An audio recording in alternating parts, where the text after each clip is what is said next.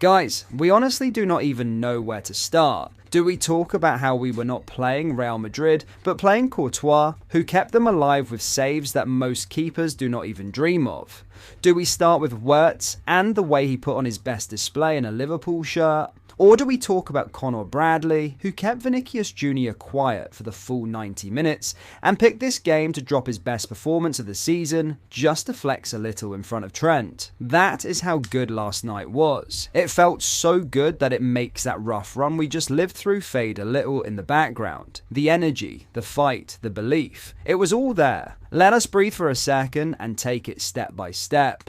Hit like, tap subscribe, and come with us as we break down how our best performance of the season unfolded against Real Madrid. The lineup itself did not hold many surprises, just one change from what we usually see. Mamardashvili stayed between the posts, as always. The backline was made up of Andrew Robertson, Virgil van Dijk, Ibrahima Konate, and Conor Bradley. In midfield, Slot stayed true to his trusted trio from last season, keeping Ryan Gravenberch, Alexis McAllister, and Dominic Szoboszlai in the centre of the pitch. Up front, Mo Salah and Hugo Ekitike kept their places, while Florian Wirtz was given his first start on the left wing in place of Cody Gakpo. So before diving into individual performances, let us take a quick look at how Slot decided to set the team up tactically to face Real Madrid. Since Alonso took over, Madrid have turned into a high-pressing side. You can see from the screenshots here how they pressed Barcelona high up the pitch, going man-to-man across different phases of their most recent Clásico.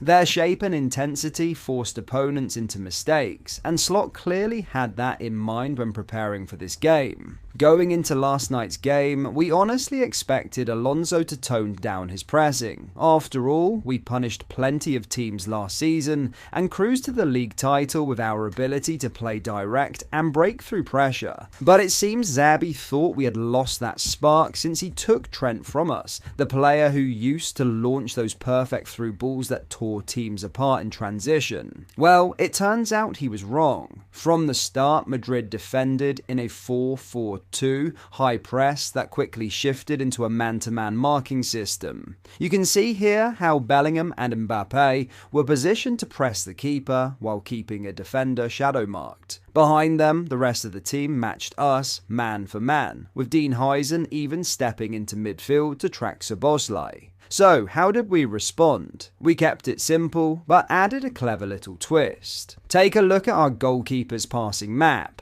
Out of 8 goal kicks, only 1 was played short. The rest were long and direct, aimed straight into areas where we could battle for the second ball and launch quick attacks. Slot clearly planned it, using our strength in transitions to beat Madrid's press and turn their own aggression against them. What Slot wanted to do was simple but smart. He wanted to lure as many Real Madrid players forward as possible, then go direct towards Salah and Ekitike. Why those two? Because both are strong, physical players who can hold their ground and win duels, and that is exactly what they did. Salah, in particular, made full use of his matchup against Alvaro. He used his strength and body positioning brilliantly to win the first ball, protect possession, and bring his teammates into play. Every time the ball went his way, you could feel Madrid's backline hesitate for a split second, unsure whether to press or drop. But what happens when we do not win the first ball? That is where Arne's clever tweak comes in.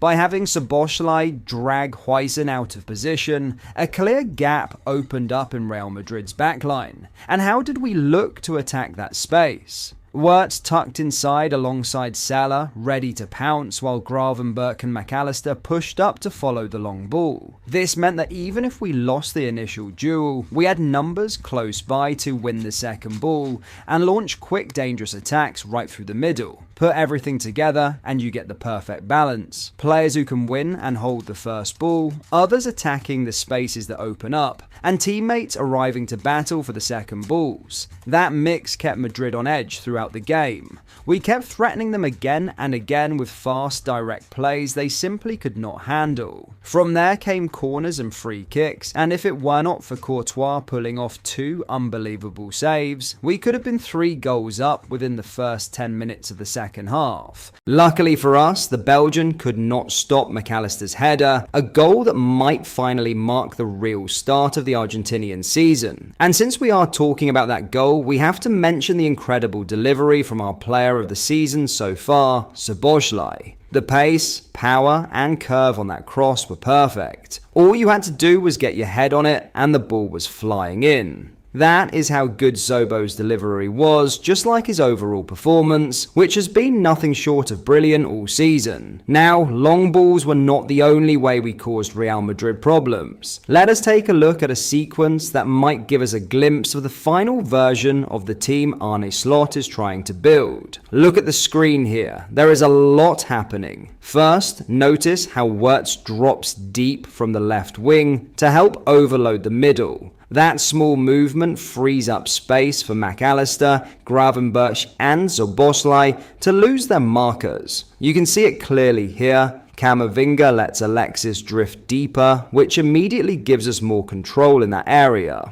On the opposite side, Robertson makes a clever fake run to pull Gula away, opening even more space for McAllister to receive. Meanwhile, on the right, Bradley moves brilliantly, sneaking onto Vinicius' blindside and staying ready for the switch. Then comes the trigger. Ibu baits the press by calmly rolling the ball under his foot, waiting for Jude to jump. At the moment he does, Ibu sells a perfect fake pass inside to Maka, before playing it out wide to Bradley instead. And just like that, Madrid's press is broken. Suddenly we're charging forward in a 5 against 4 situation, driving straight at them with purpose. Next comes a quick change of tempo as the ball goes back to McAllister and Gravenberch. Why slow it down? Because by this point we have already established an overload on the right hand side, and we needed to do is access it. From there, Ekitike steps in to complete the numerical advantage, and Gravenberch finds him with a precise pass. The sequence ends with a dangerous free kick that cuts short what could have been a brilliant combination play. Now, one player we absolutely need to talk about is Connor Bradley. As we mentioned earlier, he saved his best performance of the season for this game, maybe just to show off a little in front of Trent. Our right back was relentless. He completely shut down Vinicius from start to finish, winning every battle both on and off the ball. You can see it clearly in his defensive actions map. 3 out of 3 tackles won, 7 ball recoveries, and constant pressure that never let Vinicius breathe.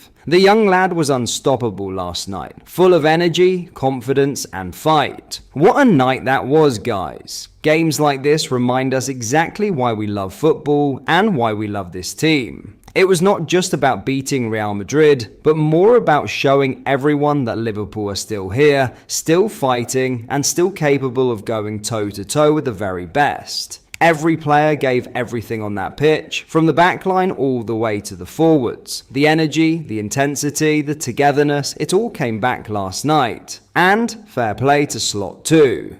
He laid the perfect setup to nullify Alonso's threat. Performances like this do not just bring 3 points or bragging rights, they bring belief. And belief is what this club has always thrived on. So, if you enjoyed that breakdown and you felt the same pride watching that game, make sure to hit the like button, subscribe, and share your thoughts in the comments below. Tell us who your man of the match was and what moment stood out most for you. Thanks for watching, Reds. Until next time.